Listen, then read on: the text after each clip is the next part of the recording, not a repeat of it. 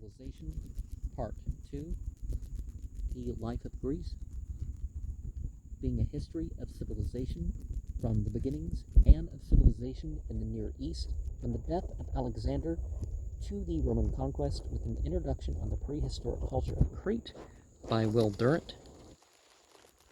Chapter 12, Work and Wealth in Athens. Section 5, The War of the Classes. They're trying to stir that more and more here now, too. The exploitation of man by man is less severe in Athens and Thebes than in Sparta or Rome, but it is adequate to the purpose. There are no castes among the freemen in Athens, and a man may, by resolute ability, rise to anything but citizenship. Hence, in part, the fever and turbulence of Athenian life. There is no tense class distinction between employer and employee, except in the mines.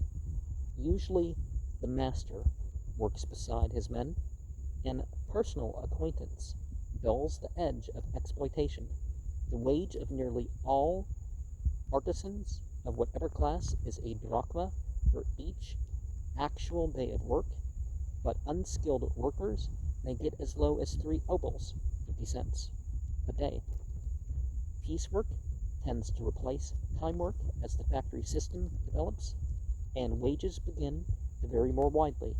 A contractor may hire slaves from their owner for a rental of 1 to 4 obols a day. We may estimate the buying power of these wages by comparing Greek prices with our own. In 414 BCE, a house and estate in Attica cost 1,200 drachmas. A medimnus, or 1.5 bushels, of barley cost a drachma in the 6th century BCE, 2 at the close of the 5th, 3 in the 4th, 5 at the time of Alexander. A sheep cost a drachma in Solon's day, 10 to 20 at the end of the 5th century. In Athens, as elsewhere, currency tends to increase faster than goods, and prices rise. At the close of the 4th century, prices are 5 times as high as at the opening of the 6th. They double from 480 to 404, and again from 404 to 330 BCE. A single man lives comfortably on 120 drachmas, about $120, 1938 US, a month. We may judge from this the condition of the worker who earns 30 drachmas per month and has a family. It is true that the state comes to his relief in times of great stress and then distributes grain at a nominal price, but he observes that the so-called goddess of liberty is no friend to the goddess of equality, and that under the free laws of Athens, a strong grows stronger, and a rich grows richer, while the poor remain poor. And one of the things in the sort of theology that I have is not to think that, oh, you're necessarily favored or unfavored because of the mere material circumstance. The great fortunes, and it's sort of like a Taoist thing in a way, you know.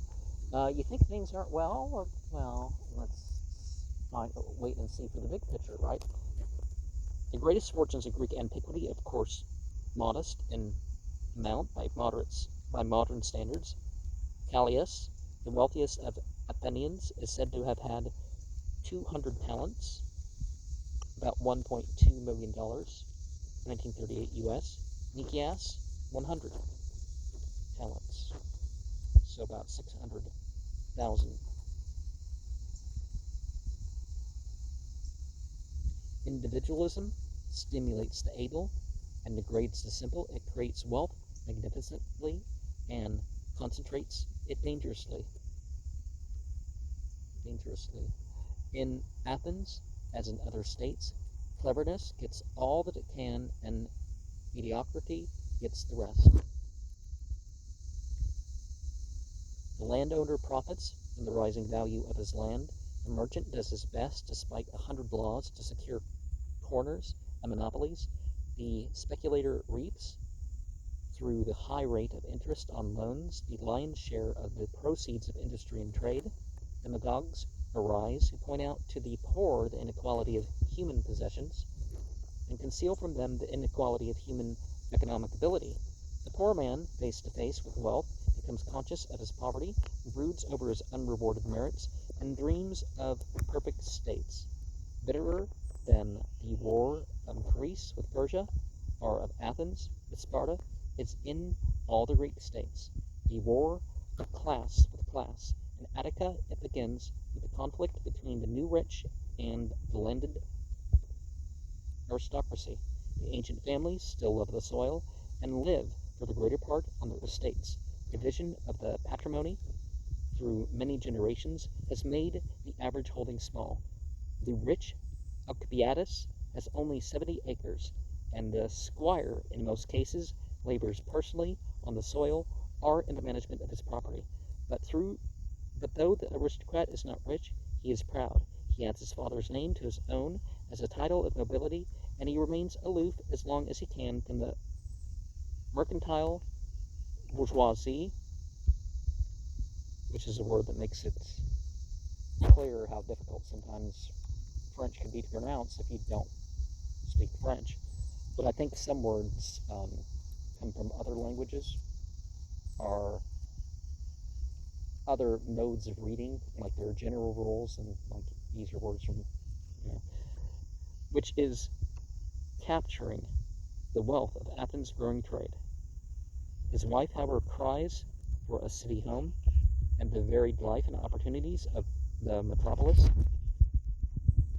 His daughters wish to live in Athens and snare rich husbands. His sons hope to find Eta Irai and there to give joyous parties in the style of the Novoriches. So, hiring women for the parties. As the aristocrat cannot compete in luxury with the merchants and manufacturers, he accepts them, are their children, as sons-in-law or daughters-in-law. They are anxious to climb and willing to pay. The upshot is a union of the rich in land with the rich in money, and the formation of an upper class of oligarchs, envied and hated by the poor, angry at the excesses and extravagance of democracy, and fearful of revolution. Well, every type of government, you could say, at least the worldly classifications, has its problems. Some systems, the problems is, of course, with the people, not the government. It is the insolence of the new wealth that brings on the second phase of the class war. The struggle of the poorer citizens against the rich. Many of the bourgeoisie flaunt their wealth like Alcibiades, but few others can so charm the mechanic multitude by dramatic audacity and elegance of person or speech. Young men, conscious of ability and frustrated with poverty, translate the personal need for opportunity and place into a general gospel of revolt, and intellectuals eager for new ideas and the applause of the oppressed formulate for them the aims of their rebellion. They call not for the socialization of industry and trade, but for the abolition of debts and the redistribution of the land among the citizens. The radical movement in the 5th century Athens is confined to poorer voters, and never dreams at this stage of liberating the slaves or letting the metics in on the reallotment of the soil. The leaders talk of a golden past in which all men were equal in possessions, but they do not wish to be taken too literally when they speak of restoring that paradise. It is an aristocratic communism that they have in mind, not a nationalization of the land by the state, but an equal sharing of it by the citizens. They point out how unreal is the equality of the franchise in the face of mounting economic inequality. but they are resolved to use the political power of the poorer citizenry to persuade the assembly to sluice into the pockets of the needy by fines, liturgies, confiscations, and public works some of the concentrated wealth of the rich, and to give a lead to future rebels, they adopt red as a symbolic color of their revolt. And a lot of that has carried on to the day, right? And one of the things that we see in modern America is that they say, oh, we'll just tax the corporations more. One of the things about lowering the corporate tax to a more reasonable amount was that the employees didn't have to pay as high of taxes, because under American law, you can make your employees pay your taxes.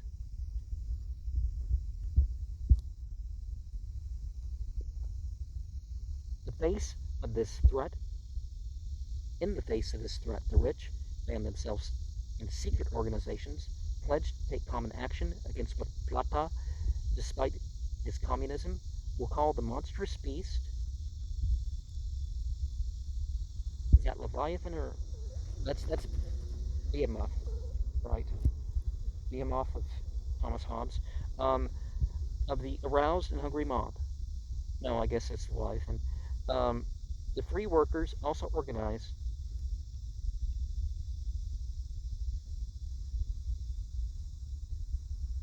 have at least Salon have at least since Salon organized themselves into clubs. Aranoi, Thiassoi, the stonemasons, marble cutters, workers, ivory workers, potters, fishermen, actors, etc.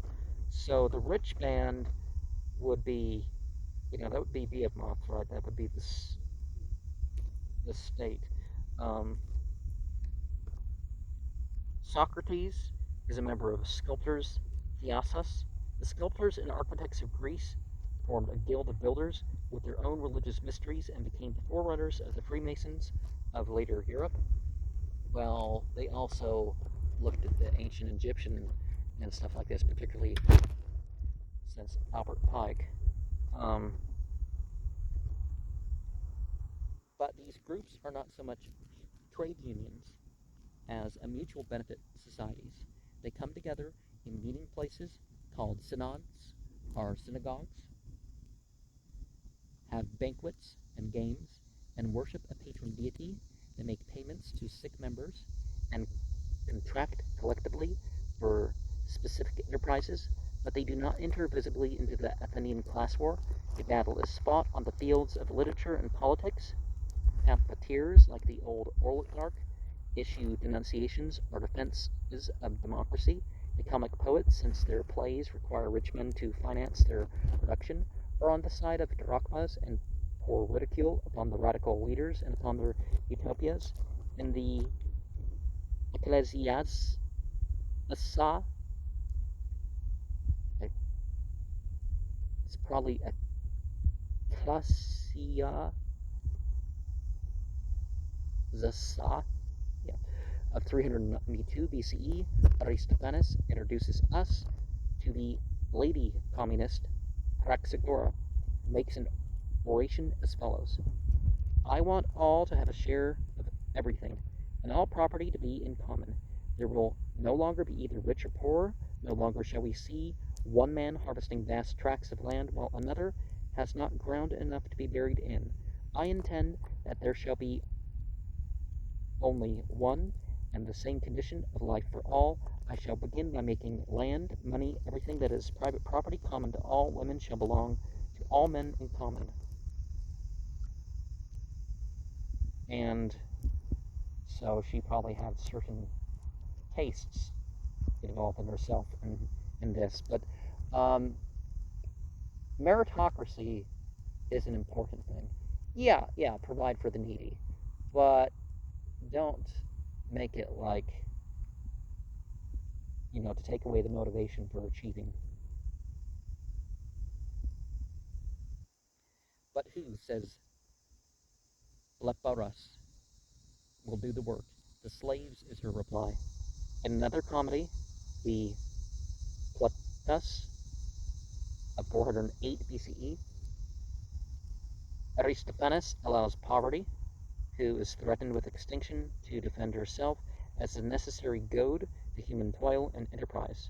I am the sole cause of all your blessings, and your safety depends upon me alone, who will wish to hammer iron, build ships, sew, turn, cut up leather, bake bricks, bleach linen, tan hides, or break up the soil with the plow, and garner the gifts of Demeter.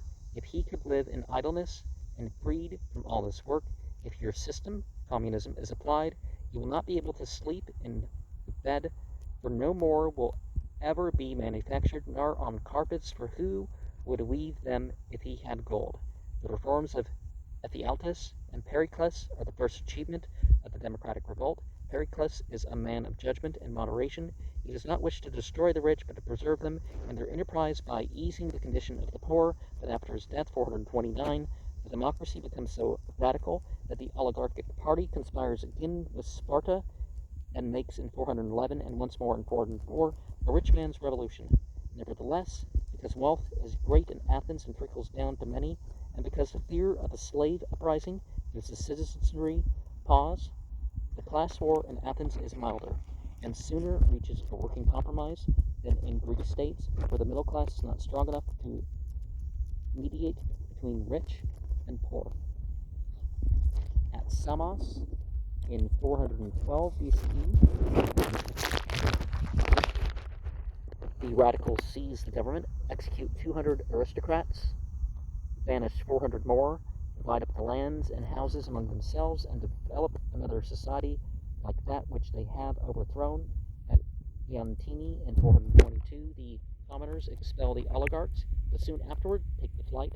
At Corcyra in 427 BCE, the oligarchs assassinate 60 leaders of the political party. The Democrats seize the government, imprison 400 aristocrats, try 50 of them before a kind of committee of public safety, and execute all 50 at once. Seeing which is a considerable number of the surviving prisoners slay one another, others kill themselves, and the rest are walled up in the temple in which they have sought sanctuary and have starved to death. Thucydides describes the class war in Greece in a timeless passage. During 7 days, the Corcyraeans were engaged in butchering those of the fellow citizens whom they regard as their enemies, and although the crime imputed was that of attempting to put down the democracy, some were slain also for private hatred, others by their debtors because of the moneys owed to them. Death thus raged in every shape, and as usually happens at such times, there was no length to which violence did not go. Sons were killed by their fathers, and suppliants were dragged from the altar or slain upon it. Revolution thus ran its course from city to city, and the places where it arrived last, from having heard what has been done before, carried to a still greater excess the refinement of their inventions and the atrocity of their reprisals. Corcyra gave the first example of these crimes, of the revenge exacted by the governed, who had never experienced equitable treatment, are indeed aught but violence from the rulers, when their hour came, of the iniquitous resolves of those who desired to get rid of their accustomed poverty, and ardently coveted their neighbor's goods, and the savage and pitiless excesses into which men who had begun the struggle, not in a class but in a party spirit, were hurried by their passion. In the confusion into which life was now thrown in the cities, human nature, always rebelling against the law and now its master, gladly showed itself ungoverned in passion above respect for justice and the enemy of all superiority. Reckless audacity came now to be considered the courage of a loyal ally. Prudent hesitation, specious cowardice, moderation was held to be a cloak for unmanliness. Ability to see all sides of the question was accounted inability to act on any. The cause of all these evils was the lust for power arising from greed and ambition. The leaders in the cities, each provided with the fairest professions on the one side, with the cry of political equality of the people, on the other of a moderate aristocracy, sought prizes for themselves in those public interests which they pretended to cherish, and recoiling from no means in their struggle for ascendancy, engaged in the direct excesses Religion was in honor with neither party, but the use of fair phrases to arrive at guilty ends was in high reputation. The ancient simplicity into which honors so largely entered was laughed down and disappeared, and society became divided into camps in which no man trusted his fellow. Meanwhile, the moderate part of the citizens perished between the two, either for not joining in the quarrel, or because envy would not suffer them to escape. The whole Hellenic world was convulsed. Athens survives this turbulence because every Athenian is at heart an individualist and loves private property, and because the Athenian government finds a practicable medium between socialism and individualism in a moderate regulation of business and wealth. The state is not afraid to regulate. It sets up a limit upon the size of dowries, the cost of funerals, and the dress of women. It taxes and supervises trade, enforces fair weights and measures and honest quality so far as the ingenuity of human rascality permits. It limits the export of food and enacts sharp laws to govern and chasten the practices of merchants and tradesmen. It watches the grain trade carefully and legislates severely against corners, even to the death penalty, by forbidding the purchase of more than 75 bushels of wheat at a time. It interdicts loans on outgoing cargoes unless the return shipment is to bring grain to the Piraeus. It requires that all grain loaded by vessels owned in Athens shall be brought to the Piraeus, and it prohibits the export of more than a third of any grain cargo that reaches that port. By keeping a reserve of grain in state-owned storehouses and pouring this upon the market when prices rise too rapidly, Athens sees to it that the price of bread shall never be exorbitant, that millionaires shall not be created out of the hunger of the people, and that no Athenian shall starve. Islam, for example, forbids the monopoly to rise the prices, or the allowing your neighbor to starve when you have, a pile, right? The state regulates wealth through taxation and liturgies, and persuades or compels rich men to supply funds for the fleet, the drama, and the theoric payments that enable the poor to attend the plays and the games. For the rest of Athens, protects freedom of trade, private property, and opportunity to profit, deeming them necessary implements of human liberty and the most powerful stimuli to industry, commerce, and prosperity. Under this system of economic individualism, tempered with socialistic regulation, wealth accumulates in Athens and spreads sufficiently to prevent a radical revolution. To the end of ancient Athens, private property remains secure. The number of citizens with a comfortable income doubles between 480 to 431 BCE. The public revenue grows, public expenditures rise, and yet the treasury is full beyond any precedent in Greek history. The economic basis of Athenian freedom, enterprise, art, and thought is firmly laid and will bear without strain every extravagance of the Golden Age except the war by which all Greece will be ruined.